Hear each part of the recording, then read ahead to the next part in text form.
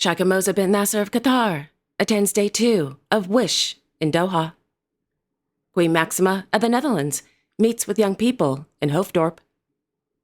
Princess Madeleine of Sweden participates in a UN meeting in New York City. And the sovereign prince couple of Monaco distribute parcels in Monte Carlo. All this and much more coming up next on your Royal Daily News.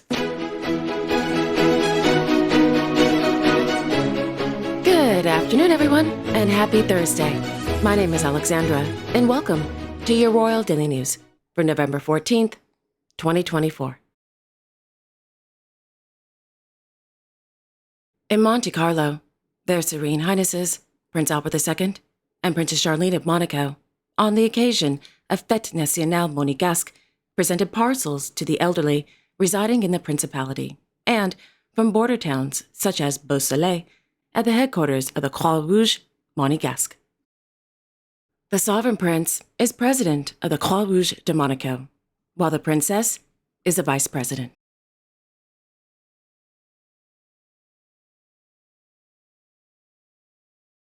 Last evening, the Sovereign Prince attended the 100th anniversary celebrations of AS Monaco Omnisport at the Auditorium René-Trois. During the event, the Sovereign Prince received the Special Legend Prize. Congratulations.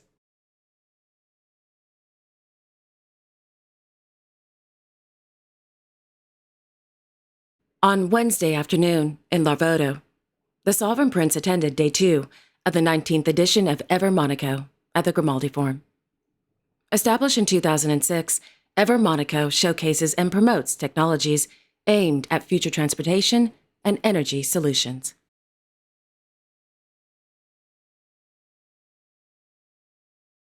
In London, His Majesty, King Charles III of the United Kingdom, is celebrating his 76th birthday. Happy birthday.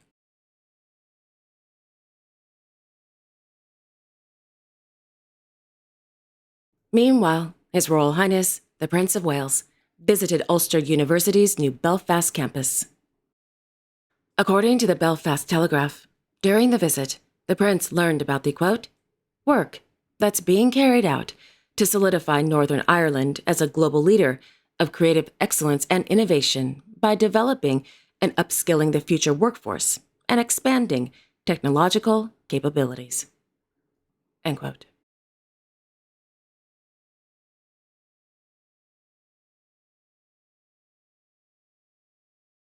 In Madrid, Her Majesty, Queen Letizia of Spain, attended the 25th anniversary celebrations of the Fundación Ayaquitas of the Museo Nacional del Prado.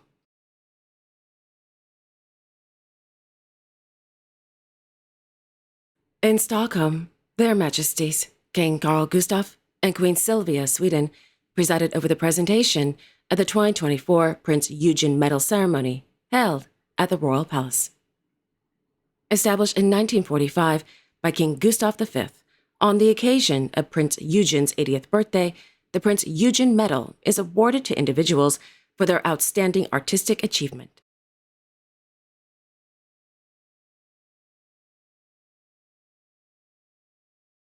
In New York City, Her Royal Highness, Princess Madeleine of Sweden, gave a speech during the high-level meeting From Commitment to Action, Ensuring Sustainable Action to End Violence Against Children, held at the headquarters of the United Nations. This morning's meeting was organized by the Permanent Mission of Sweden, the UN Office of the Special Representative of the Secretary-General on Violence Against Children, and the World Childhood Foundation.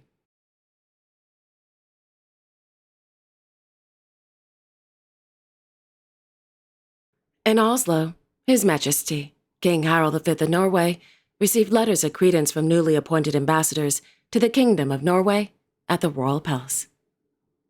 The newly appointed ambassadors are from the Republic of Burundi, Jamaica, and the Russian Federation.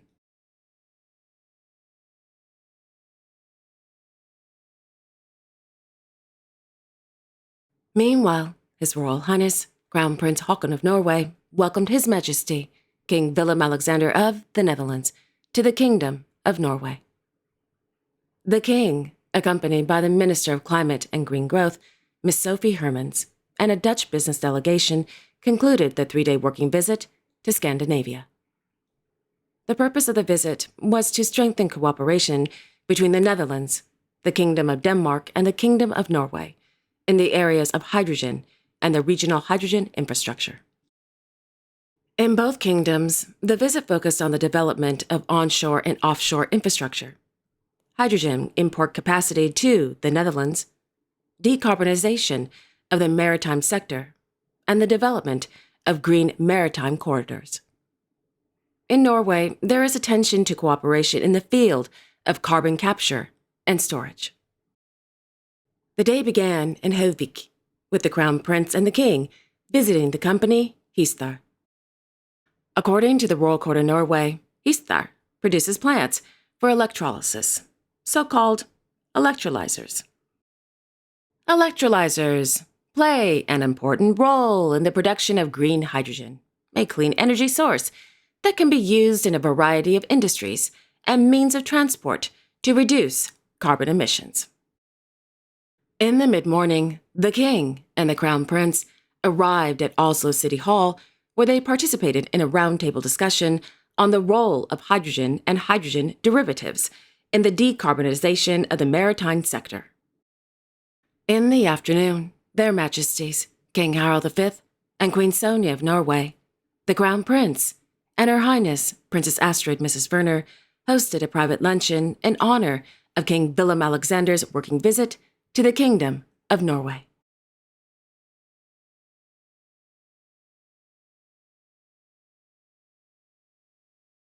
Meanwhile, Her Majesty, Queen Maxima of the Netherlands, as honorary chairwoman of the Mindes Foundation, participated in a Mindes meeting in Hoofddorp.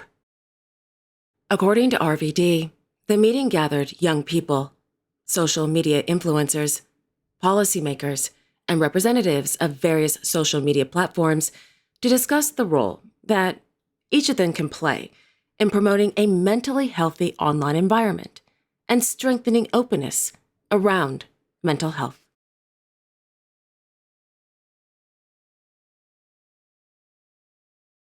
In Brussels, Her Majesty, Queen Mathilde of the Belgians, chaired a roundtable meeting on poverty and inclusion with experts, doctors, and first responders at the Palais Royal de Bruxelles.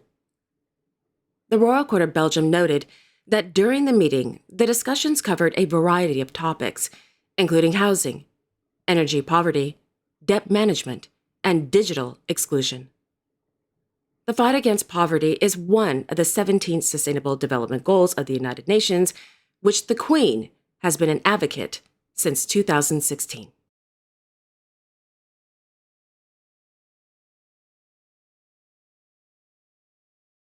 In the afternoon, Their Majesties, King Philippe and Queen Mathilde of the Belgians, hosted a working luncheon at Château Lacan for rectors of Belgian universities.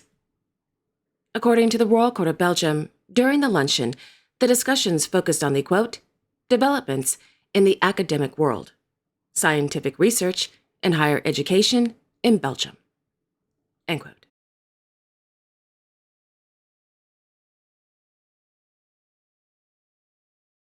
In Vaduz, His Serene Highness, Hereditary Prince Alois of Liechtenstein, held an audience with members of the government of the Principality of Liechtenstein and the Swiss Confederation at Schloss Vaduz.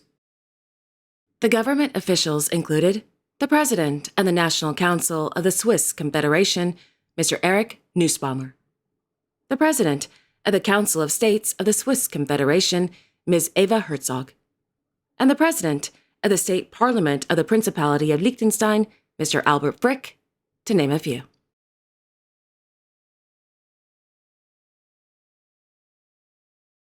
On Wednesday, in Doha, Her Highness, Sheikha Moza bint Nasser of Qatar, Her Excellency, Sheikha Mayasa bint Hamad Al Thani of Qatar, attended the opening of the 7th edition of the Qatar Foundation's Biennial World Innovation Summit for Health, held at the Qatar National Convention Center.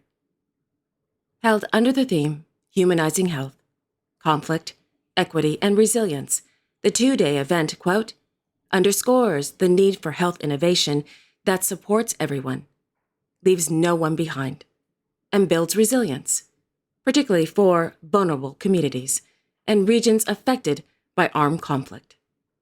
End quote. This morning, Her Highness and Her Excellency participated in Day 2 of WISH at the Qatar National Convention Center.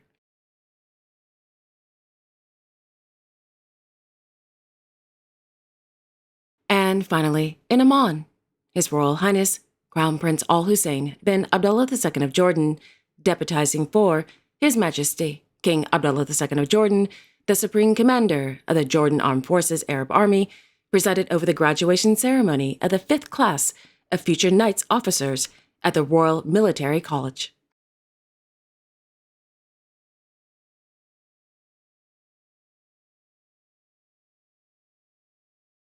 And there you have it. Thank you all so much for joining me this afternoon. I really do appreciate it. Thank you. I will be back tomorrow, on Friday, November 15th, with all the latest royal news and events. Until then, I sincerely wish each and every one of you, your family, your friends, and your pets, a wonderful afternoon. And don't forget to like, share, and subscribe. Comment below if you like, and click on the notification bell so you won't miss a new episode. Have a wonderful afternoon, everyone, and I will see you all tomorrow. Take care.